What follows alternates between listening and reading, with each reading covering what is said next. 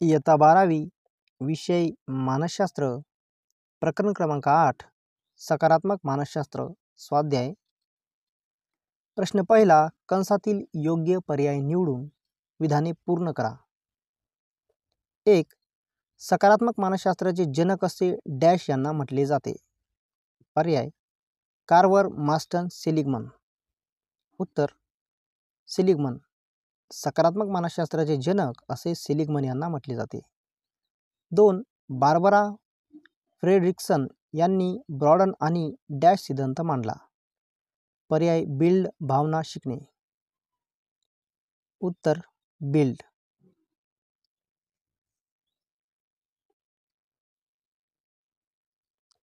Barbara Frederiksen यांनी broaden आणि build सिद्धांत मांडला. 3. चांगल्या गोष्टी आपल्या आयुष्यात घडतीलच असा विश्वास म्हणजे डॅश. पर्याय निराशावाद, आशावाद, आत्मविश्वास. उत्तर आशावाद. चांगल्या गोष्टी आपल्या आयुष्यात घडतीलच असा विश्वास म्हणजे आशावाद. 4. दुसऱ्या व्यक्तीचा अनुभव तिच्या संदर्भातून समजून घेणे म्हणजे डॅश. पर्याय सहानुभूती, तदनुभूती, भावना. उत्तर तदनुभूती. दुसऱ्या व्यक्तीचा अनुभव तिच्या संदर्भातून समजून घेणे म्हणजे तदनुभूती. प्रश्न दुसरा, योग्य जोड्या लावा. अ गट ब गट. अ गटामध्ये आहेत लवचिकता, सजगता, सकारात्मक मानसशास्त्र, आनंद. तर ब गटामध्ये आहे 1. आयुष्यातील सकारात्मक बाजू, 2. आशावादात वाढ, 3. जागरूक अवस्था, 4. अडथळ्यावर मात. तर याचं उत्तर आहे अ. लवचिकता, अडथळ्यावर मात. ब. सजगता, जागरूक अवस्था. 3. सकारात्मक मानसशास्त्र, आयुष्यातील सकारात्मक बाजू. 4. आनंद, आशावादात वाढ. प्रश्न तिसरा, खालील प्रश्नांची प्रत्येकी 35 ते 40 शब्दांत उत्तरे लिहा. 1. आनंद भावनेबद्दलचे सिद्धांत स्पष्ट करा. उत्तर आनंद भावनेबद्दलचे सिद्धांत पुढीलप्रमाणे आहेत. 1. गरज किंवा ध्येय सिद्धांत. गरज किंवा ध्येय सिद्धांतानुसार व्यक्तीच्या गरजा पूर्ण झाल्या असता व्यक्तीस आनंद होतो. उदाहरणार्थ तहान लागलेल्या व्यक्तीस पाणी मिळाले असता तिला आनंद होतो. 2. प्रक्रिया कृती सिद्धांत. प्रक्रिया किंवा कृती सिद्धांतानुसार एखाद्या व्यक्तीला तिच्या आवडीचे काम किंवा कृती करण्यास मिळाली असता आनंद होतो. उदाहरणार्थ एखाद्या व्यक्तीस बागकामाची आवड असल्यास व त्या व्यक्तीला बागकाम करण्यास मिळाले असता आनंद होतो. 3. जनुकीय किंवा व्यक्तिमत्व सिद्धांत. जनुकीय किंवा व्यक्तिमत्व सिद्धांतानुसार व्यक्ती अनुवंशिक गुणाने आनंदी असू शकतात. अनुवंशिक दोषांच्या अभावामुळे व्यक्ती नैसर्गिकरित्या आनंदी राहण्याची शक्यता वाढते. 2. सजगता म्हणजे काय? उत्तर मानसिक जागरूकता म्हणजे सजगता होय. कोणतेही कार्य अचूकपणे पार पाडण्यासाठी सजगता आवश्यक असते. सजगतेचा अवधानाशी संबंध असतो. सजगतेमुळे व्यक्ती कार्यमग्न होते व त्यामुळे आजूबाजूच्या अडथळ्यांचा व्यक्तीच्या कार्यक्षमतेवर विपरीत परिणाम होत नाही. सजगतेमुळे व्यक्ती भूतकाळात व भविष्यकाळात न रमता वर्तमान काळातील कार्यावर, ध्येयावर लक्ष केंद्रित करू शकते. वर्तमानातील विचार, भावना, शारीरिक संवेदना आणि आजूबाजूची परिस्थिती याबाबतची जाणीव क्षणोक्षणी ठेवल्यामुळे व्यक्तीला स्वनियमन करणे शक्य होते व परिणामी आनंदात वाढ होते. 3. लवचिकता म्हणजे काय? उत्तर अमेरिकन मानसशास्त्रीय संघटनेने स्पष्ट केल्याप्रमाणे लवचिकता ही अशी प्रक्रिया आहे की ज्यामध्ये प्रतिकूलता, आघात, दुःख, धोके आणि इतर ताण निर्माण करणाऱ्या घटकांशी किंवा परिस्थितींशी जुळवून घेतले जाते. जसे की उदाहरणार्थ कौटुंबिक व नातेसंबंधातील समस्या, गंभीर शारीरिक समस्या किंवा कामातील ताण आणि आर्थिक ताण. तर या परिस्थितीशी किंवा घटकांशी जुळवून घेतले जाते म्हणजेच लवचिकता. प्रश्न चौथा, खालील बाबीवर 50 ते 60 शब्दात टिपा लिहा. 1. शून्याच्या वरील जीवन. उत्तर मानवी जीवनाला रेषेच्या सहाय्याने दर्शवायचे असल्यास असे दिसून येते की शून्य ही संख्या मानवी जीवनातील सकारात्मक आणि नकारात्मक बाबींचा विभाजक आहे. शून्याच्या वर आनंद, आशावाद, विश्वास, बलस्थाने, तज्ज्ञभूती, सजगता, लवचिकता, समाधान, शारीरिक व मानसिक स्वास्थ्य अशा धनात्मक बाबी आहेत. तर शून्याच्या खाली ताणतणाव, नैराश्य, भीती, चिंता, मानसिक विकृती अशा ऋणात्मक बाबी आहेत. सकारात्मक मानसशास्त्र मानवाच्या शून्याच्या वरील जीवनाचा अभ्यास करण्यावर भर देते. 2. आशावादी व्यक्तीची वैशिष्ट्य. उत्तर: आशावादी व्यक्तीत आत्मविश्वास अधिक असतो. अशा व्यक्ती संकटावर मात करण्याची आशा बाळगतात. आशावादी व्यक्ती आव्हानांकडे संधी म्हणून पाहतात. संकटांत अधिक कणखर होतात. आशावादी व्यक्ती ताणतणावास बळी पडत नाहीत. प्रतिकूल परिस्थितीतही त्या आनंदी व भावनिकदृष्ट्या स्थिर असतात. 3. तज्ज्ञभूती वाढविण्याचे उपाय. उत्तर: तज्ज्ञभूती वाढवण्याचे उपाय पुढीलप्रमाणे आहेत. 1. आंतरक्रिया वाढवणे. गरजू व्यक्तींबरोबर आंतरक्रिया वाढवल्यास तज्ज्ञभूतीत वाढ होते. आंतरक्रिया वाढवल्यामुळे गरजू व्यक्तींच्या गरजा, दृष्टिकोन आणि प्रेरणा समजणे शक्य होते. 2. सारखेपणा लक्षात घेणे. आपण व दुसऱ्या व्यक्तीतील सारखेपणा लक्षात घेतल्यास तज्ज्ञभूती वाढते. उदाहरणार्थ, विशिष्ट आजाराने पीडित असलेल्या व्यक्तीला त्याच आजाराने पीडित असलेल्या व्यक्तीबाबत तज्ज्ञभूती वाटते. 3. स्वतःच्या भावनांचे परीक्षण करणे. स्वतःच्या प्रेरणा व भावना समजून घेणाऱ्या व्यक्ती इतरांना चांगल्या प्रकारे समजून घेऊ शकतात. म्हणजे स्वतःच्या भावनांचे परीक्षण केल्यास तज्ज्ञभूतीत वाढ होते. 4. स्वतःला आव्हान देणे. जेव्हा व्यक्ती कठीण प्रसंगी स्वतःला आव्हान देऊन संयमाने परिस्थितीला सामोरे जाते, एखादे अवघड उद्दिष्ट पूर्ण करते, तेव्हा तज्ज्ञभूतीत वाढ होते. 5. कुतूहल प्रेरणा वाढवणे. आजूबाजूच्या परिस्थितीबाबत, व्यक्तीबाबत कुतूहल प्रेरणा वाढवल्यास तज्ज्ञभूतीत वाढ होते. 6. दृष्टी विस्तारित करा. संकुचित वृत्ती न ठेवता डोळसपणे गोष्टी, घटना, व्यक्ती, परिस्थिती इत्यादीमधील बदल, भिन्नता स्वीकारल्यास तज्ज्ञभूतीत वाढ होते. प्रश्न 5. खालील संज्ञा स्पष्ट करा. 1. सकारात्मक मानसशास्त्र. उत्तर: मार्टिन सेलिग्मननी 1998 मध्ये अमेरिकन मानसशास्त्रीय संघटनेच्या परिषदेमध्ये सकारात्मक मानसशास्त्र ही मानसशास्त्राची उपशाखा अधिकृतरित्या जाहीर केली. सेलिग्मन यांनी असे मत मांडले की मानसशास्त्रात मानवाच्या आयुष्याशी संबंधित ऋणात्मक घटकांबरोबरच धनात्मक घटकांचाही अभ्यास झाला पाहिजे. त्यामुळे सकारात्मक मानसशास्त्रात मानसिक ताणतणाव, चिंता, मानसिक विकृती, मानसिक संघर्ष, वैफल्य इत्यादी बाबींच्या अभ्यासापेक्षा आनंद, धैर्य, सुख, समाधान या घटकांच्या अभ्यासावर भर दिला जाऊ लागला. सेलिग्मन यांच्या मते सकारात्मक मानसशास्त्र हे मानवाच्या शारीरिक, नातेसंबंधविषयक, संस्थाविषयक, सांस्कृतिक व वैयक्तिक जागतिक पातळीवरील बहुमुखी कार्यकर्तृत्वाचा व भरभराटीचा शास्त्रीय अभ्यास करणारी शाखा आहे. 2. अर्धा ग्लास भरलेला, अर्धा ग्लास रिकामा. उत्तर: अर्धा ग्लास भरलेला, अर्धा ग्लास रिकामा व्यक्ती आशावादी आहे की निराशावादी आहे ते दर्शवते. उदाहरणार्थ, अर्धा ग्लास पाण्याने भरलेला असेल व तो एखाद्या व्यक्तीला दाखवला असता ती व्यक्ती अर्धा ग्लास भरलेला आहे असे उत्तर देत असेल तर ती व्यक्ती आशावादी आहे असे म्हणता येईल. याउलट दुसरी व्यक्ती अर्धा ग्लास रिकामा आहे असे उत्तर देत असेल तर ती व्यक्ती निराशावादी आहे असे म्हणता येईल. 3. तज्ज्ञभूती. उत्तर: दुसरी व्यक्ती तिच्या संदर्भातून जे अनुभवत आहे ते समजण्याची क्षमता व भावना म्हणजे तज्ज्ञभूती होय. सिमन बारॉन व कोहेन यांच्या मते तज्ज्ञभूतीमध्ये बोधात्मक तज्ज्ञभूती, भावनिक प्रतिक्रिया आणि सामाजिक कौशल्य या 3 घटकांचा समावेश होतो.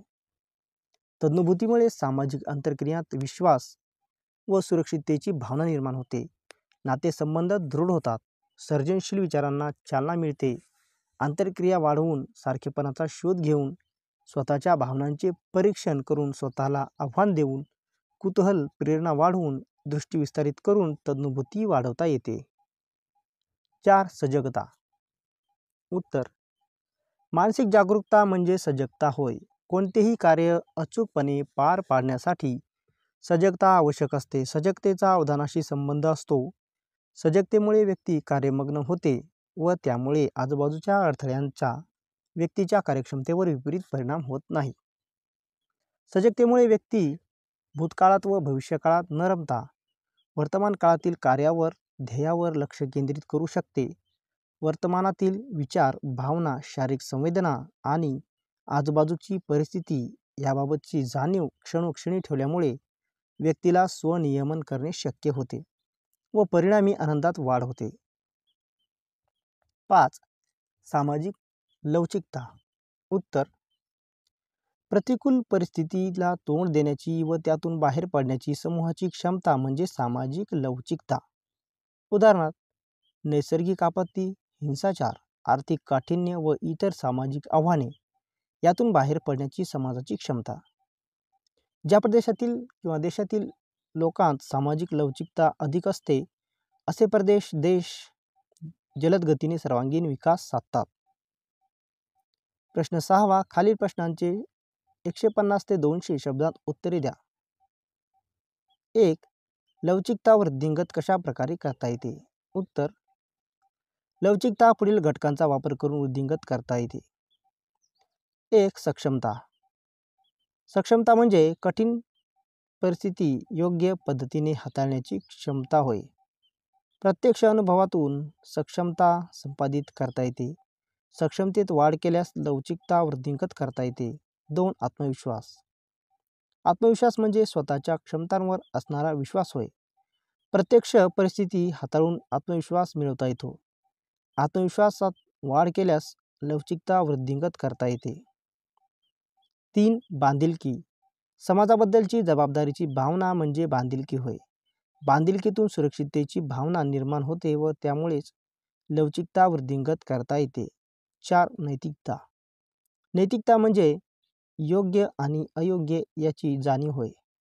चारित्र्यवान व्यक्तीमध्ये स्वादर आणि आत्मविश्वासाची उच्च भावना असते. नैतिकतेत वाढ करून लवचिकता वृद्धिंगत करता येते. 5. सहभाग. सहभाग म्हणजे कर्तव्याच्या व जबाबदारीच्या भावनेतून केलेले कार्य होय. सहभागामुळे व्यक्ती स्वप्रेरित वर्तन दर्शवते व त्यामुळेच लवचिकता वृद्धिंगत करता येते. 6. सामना. तणावग्रस्त परिस्थितीत डगमगून न जाता धैर्याने सामोरे जाणे म्हणजे सामना करणे होय. सामना करण्याच्या वृत्तीने लवचिकता वृद्धिंगत करता येते. 7. नियंत्रण. स्वतःच्या भावना, विचार आणि वर्तन स्वतःच्या काबूत ठेवणे म्हणजे नियंत्रण होय. नियंत्रण क्षमतेच्या आधारे लवचिकता वृद्धिंगत करता येते.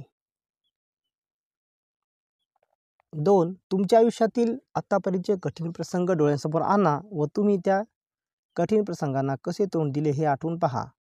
लवचिकतेच्या 7 घटकांपैकी 7 C's पैकी कोणता घटक तुम्हाला त्यावेळी उपयोगी पडला? त्यावेळी उपयोगी पडलेल्या लवचिकतेच्या प्रत्येक घटकाच्या संदर्भाने तुम्ही कठीण प्रसंगांना कशा प्रकारे तोंड दिलेत याबाबत लिहा. उत्तर: लवचिकता हा गुणविशेष असा नाही की जो काहीमध्ये असतो किंवा काहीमध्ये नसतो.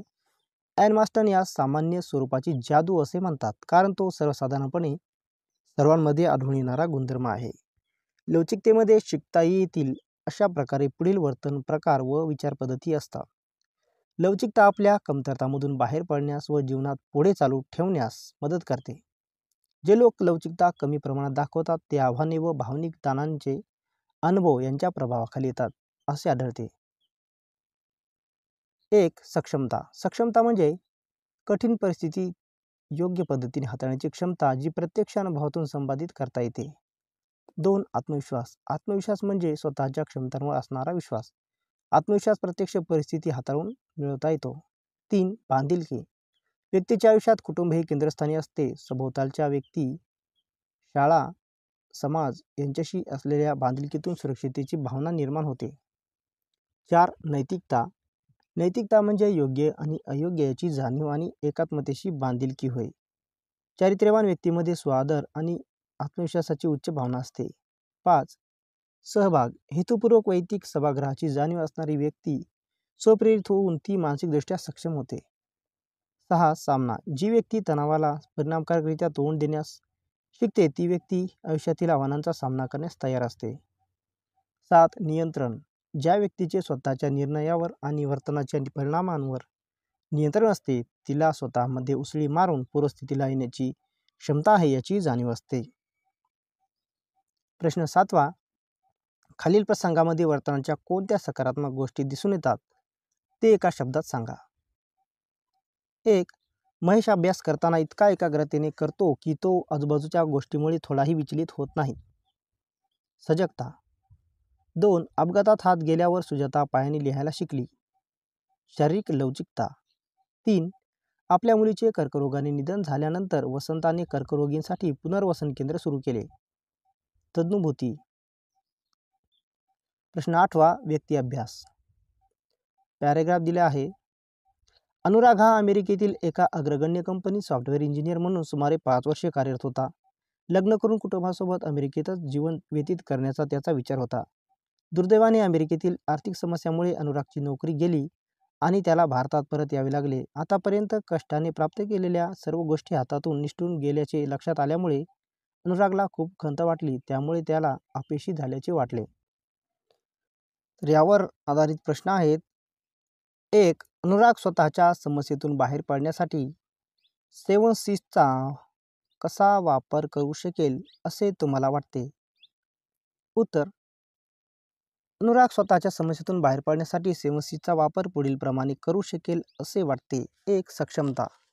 अनुरागने स्वतःची बुद्धिमत्ता व अभिक्षमता या बलस्थानावर लक्ष केंद्रित करणे आवश्यक आहे. 2. आत्मविश्वास. अनुरागने स्वतःच्या बुद्धिमत्ता व अभिक्षमता यावर विश्वास ठेवून भारतात पुन्हा नोकरी मिळू शकते असा विचार करणे आवश्यक आहे. 3. सामना. अनुरागने प्रतिकूल परिस्थितीत डगमगून न जाता धैर्याने सामोरे जाणे आवश्यक आहे. 2. अनुरागचा मित्र म्हणून तुम्ही तज्ञभूतीच्या आधारे त्याला समस्येतून बाहेर पडण्यासाठी कशी मदत कराल? उत्तर. अनुरागचा मित्र म्हणून तज्ञभूतीच्या आधारे त्याला समस्येतून बाहेर पडण्यासाठी पुढील प्रकारे मदत करू. अनुरागचे म्हणणे शांतपणे ऐकून घेऊ. अनुरागच्या भावना समजून घेऊ शकतो याची अनुरागला जाणीव करून देऊ. अनुरागला आधार देऊ. अनुरागला उपलब्ध असणाऱ्या व्यावसायिक संधींची माहिती देऊ व त्याला व्यावसायिक मार्गदर्शन केंद्रात जाण्यासाठी प्रोत्साहित करू. 3. अनुराग त्याच्या आयुष्यातील समस्यामुळे निराशावादी झाला आहे. तुम्ही त्याला आनंदी व आशावादी होण्यासाठी कसे मार्गदर्शन कराल? उत्तर. अनुराग त्याच्या आयुष्यातील समस्यामुळे निराशावादी झाला आहे. त्याला आनंदी व आशावादी होण्यासाठी पुढील प्रकारे मार्गदर्शन करू. 1. अनुरागला त्याचे छंद जोपासण्यास प्रोत्साहित करू. अनुरागला स्वतःच्या जीवनात अर्थ शोधण्यास मदत करू. त्याला नव्याने जीवनाची ध्येय उद्दिष्टे ठेवण्यास प्रोत्साहित करू. 3. जगाकडे संकट म्हणून न पाहता संधी म्हणून पाहण्यास सांगू व त्यासाठी वेळोवेळी त्याच्यासाठी आधार म्हणून उभे राहू.